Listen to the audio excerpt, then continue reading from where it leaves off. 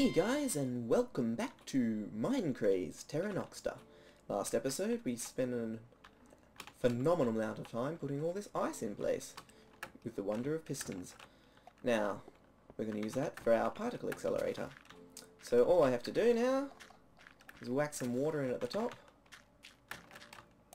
and it should all flow down nicely right to the end. And as you see, because of the ice and the water messing with each other, however they do, when I throw the items in, they go flying at a much faster speed than they normally would, right down to the end, which is what we want. Okay, now the other thing I mentioned in the last episode was the pulse on these seemed a little bit quick and may have been causing some problems, so I'm going to try and extend that. I think it should be pretty simple. All I have to do... this might not be quite so simple as I planned, because we need to add another repeater in here, but if we can't put it there because of that.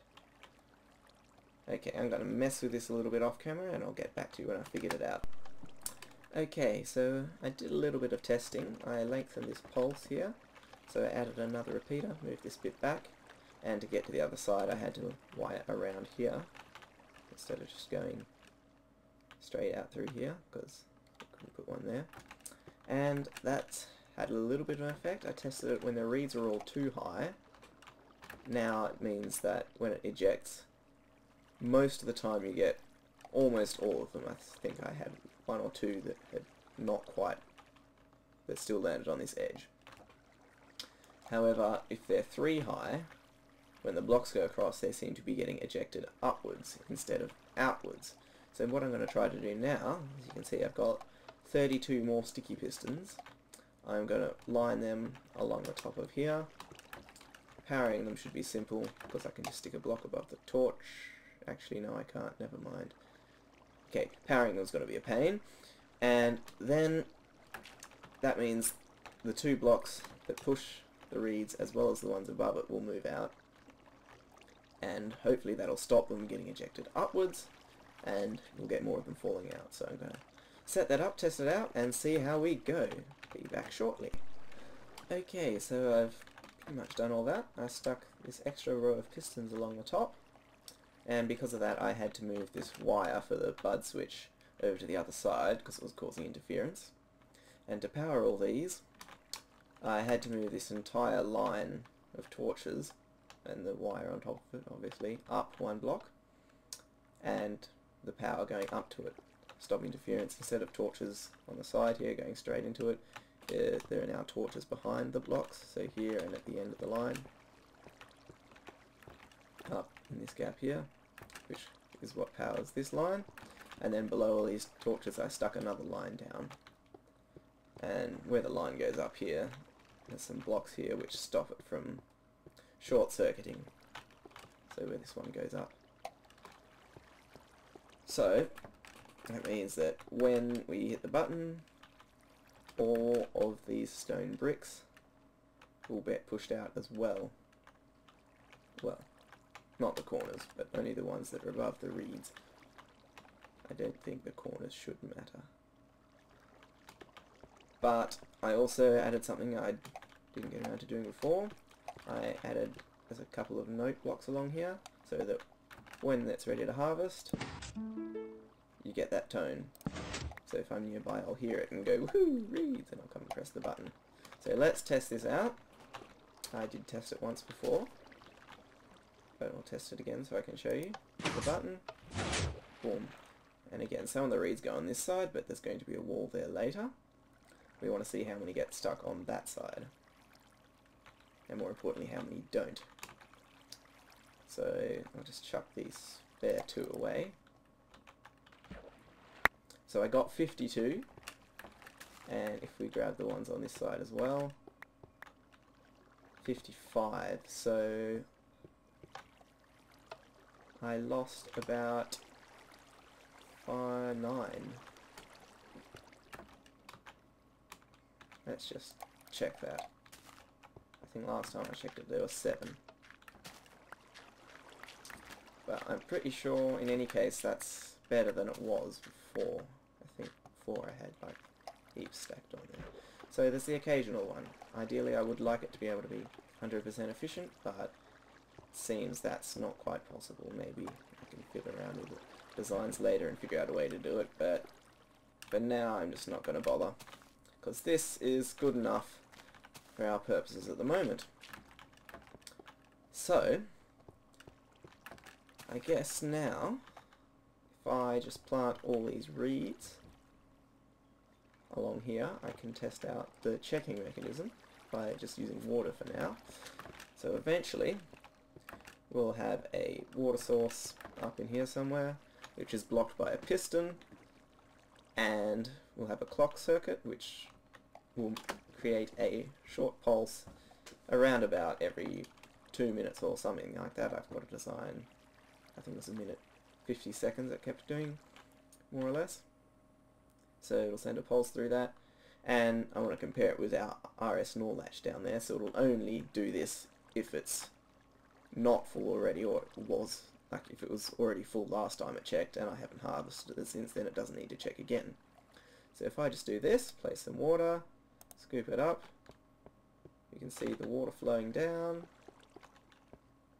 all the way down, and then that activates that, which lets us know, made the tone, and now this light's on, that the reeds are ready to harvest. And we can test this one more time while we're at it. Again, some landing on this side, but that doesn't matter because there's going to be a wall there. Let's see how many we lost. We had this one, so let's not count that. Oh, I must have had some others already. Bother. Wasn't very many, maybe one or two. Maybe. So 14, and I don't remember how many must have had some on me before. Maybe it was around 7.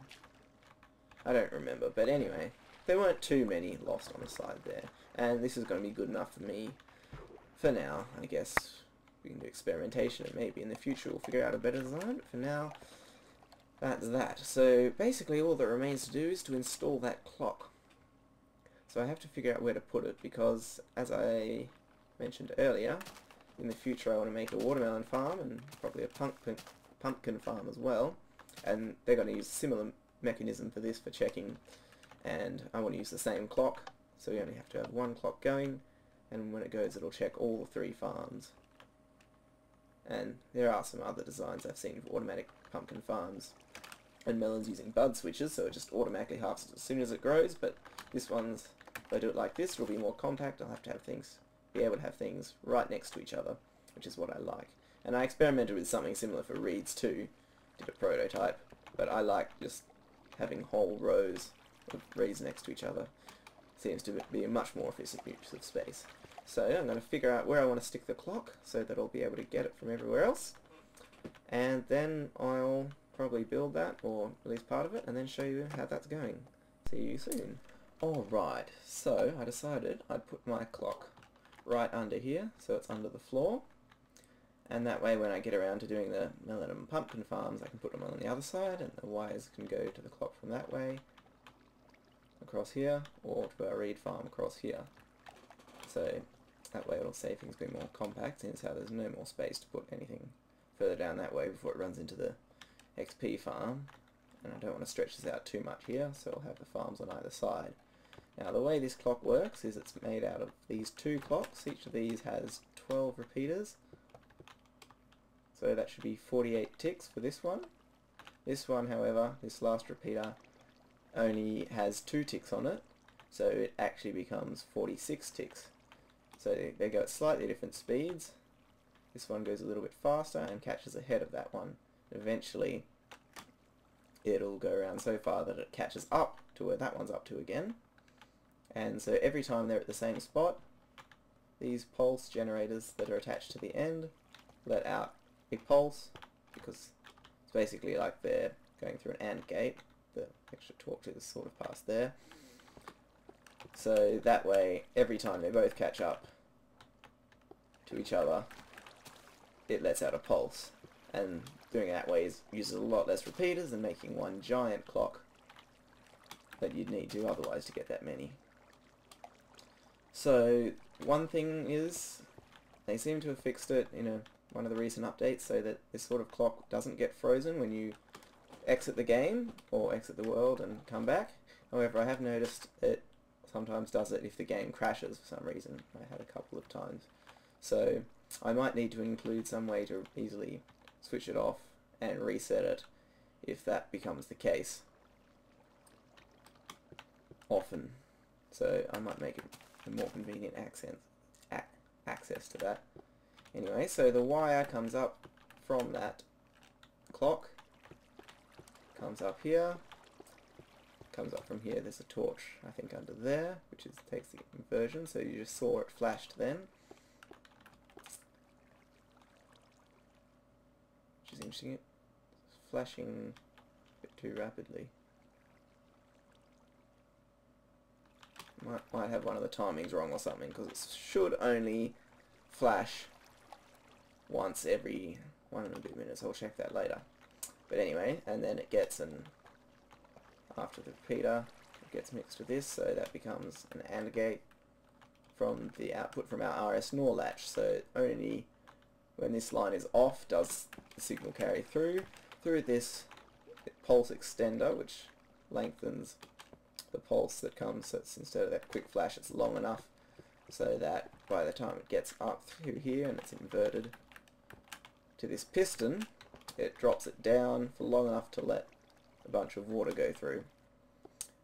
And if all the reeds have fully grown by then, the water will make it all the way back to our bud switch and let us know that all the reeds are fully grown. Now, if you remember those torches I put up here and I counted out to make sure they wouldn't melt the ice, well, there's water here anyway, so that would probably make it darker.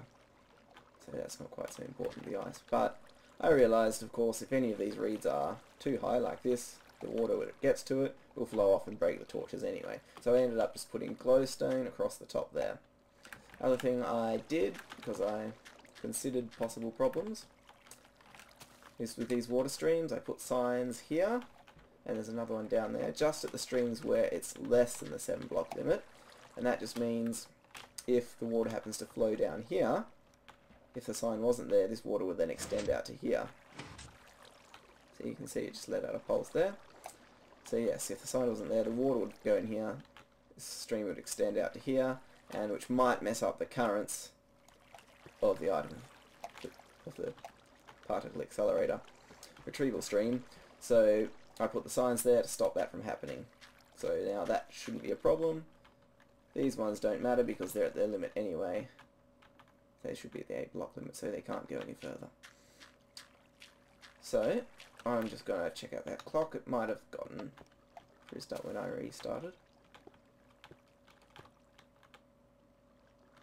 But I think because I have it 2 ticks less here, before I first tried it with 1 tick fewer, and it did create a thing where it pulsed multiple times. I'm just going to watch this for a bit, maybe restart it, see what happens. Okay, so this quick flash that happens here does happen once after each, but it doesn't carry through, so that is nothing to worry about. So that means, with that all done, this reed farm is now fully functional, essentially. All that remains is to maybe tidy some things up and fix any things if there's... I don't think, again, it seems to be working fine. I might plant all these reeds just so I can show you it checking. No, I'm over the edge. Doop. Perfect timing. Just finished. The pulse of water came. It should get right to the end. We hear our tone. So that if we're anywhere nearby, we'll hear that and go, reeds are ready! Even if we're not nearby, when we come back, we can see the lights on. And then, let's just check how many we get. So I'll put these ones I've got now into the chest. So pop go the reeds, and you can see the effect of that particle accelerator. They're all coming in really quickly. They slow down over the sandstone, of course, but they all catch up to the end, like those all then just came from all the way up the end of the farm, which is pretty impressive. You can see, yeah, we've still got a few that land on that side, and I don't think there's really anything you can do. But as I said before, it's not too much of a problem. I only lost 10 that time. I think that might be around about the maximum I've managed to lose. Yeah, but I can't... That one's growing back already. Yeah. Again, I don't think there's really any way to fix it conveniently. Maybe there is, but that's just what you get for using an automatic reed farm. And, you know, it's just a couple of things lost every harvest. It's not really a big deal. So all that remains is to pretty this up and build some walls, maybe make a window here. I need to build my tunnel that goes through there. Fix some of the walls, make them look nice. And again, I might see if I can devise some genius way of checking whether this clock is frozen and then restarting it. I might just have like a restart button, which would have to block that off. Okay, so very conveniently, my game just crashed when I tried to start recording. So, as you can see, the clock has frozen, and I've just also finished making a control mechanism so that should this happen I can restart it. First of all, I have these two indicator lights. Now what they do, basically every time each of the individual clocks go around, it causes these lights to flash. So that's, normally they'll just be flashing constantly, but if I've had a crash or something and I just want to double check that the clock is working, I can just see the indicator lights, check them for a couple seconds, and if they flash, then I know everything's fine. And if they don't, then I know that's frozen. And sometimes you might have only had one frozen, so that's the tricky part, is you need to be able to stop the clock if it is running so you don't restart it. So I've made this button. What it does, I've added these sandstone blocks here as part of the circuit. So the power comes from these repeaters, which powers the sandstone block, and then to the wire which continues the circuit. All I've done is made it so when I press this button it pulls them back for a time that's long enough for the complete circuit of the clock to go around, which will disable that. And then after that happens, it puts the sandstone blocks back and sends a quick pulse into each of the clocks to start them up again. So let's just demonstrate that. So it pulls them back. You can see that one got updated and worked its way out. And then it goes back and the clock's restarted. That one got worked out when the update came to it. And our clock is started again perfectly. So that's what I've done there. I'll just take a bit of a look at the circuit. It's a bit of a mess because I was figuring it out as I went. There was a way to get in there. Basically, the wires come out of here and just hit here. There's a torch on top of here, and then that torch is powered by that, so it's inverted. And from the other side, it's a bit more loopy, but it goes to the one next to it. And if we look at these, you can see them flashing appropriately. I'll just dig my way in here. So this comes from the button. This is the way I did it. Not actually the best way, but this is an RS NOR latch, which gets turned on by the button, and this just powers these pistons in place so that hold the sandstone blocks. Then there's basically a pulse extender thing.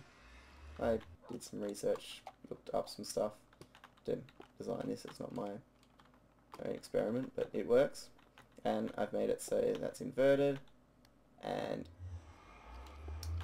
once that goes off, it goes through a pulse, which pulses into our RS NOR latch, and also coming from the same pulse generator, it comes out under here into this wire here, which goes through the repeater, which goes back into these same lines that we had going to the torches, which feed back into the clock to restart it. Now, the idea for this thing extended with that I got from another video, which I'll probably put a link to, by KapitanWalnut, I think. He made it as a response to B00 was asking a while back about how to do an extended pulse without just doing a chain of repeaters. So that's where I got that idea from. So yes, that's how this works. I can easily check here. Normally, I've tested it before, so quitting the game and coming back doesn't break this, but if I've had a crash or something randomly, I've got this so I can start it back up, and once the floor's all in, I'll be able to check the progress without even having to go down there or anything. So that's what that does. Still haven't done any work with the decorating here or prettying it up, but I don't know, I might take a break and work on something else for a bit, but I'll get back to that. So this, don't know when this will be, it might be probably about a good time to end this episode. So I'll probably work on that in between and by the next episode. Hopefully I'll have enough reeds, because I've been collecting a lot. I've just harvested that once, and all the times in between that I've been working on it. I'll be able to finish off furbishing our Hall of Enchantment up there. Let's go back on our barge track. We can get a better view. Our Hall of Enchantment up there, and then you can see my flag again. Yes, I'll be able to finish off, put all the bookshelves in there. I did some tests around there earlier today, but I put a few more in. Still not finished, needs a few more. Had some weird things that reacted wrongly. It sort of messed up somehow, but I managed to fix it. So it's working fine. And it is very awesome, so hopefully I'll be able to show you that in the next episode. Anyway, I guess I shall catch you around laters. Ta-ta!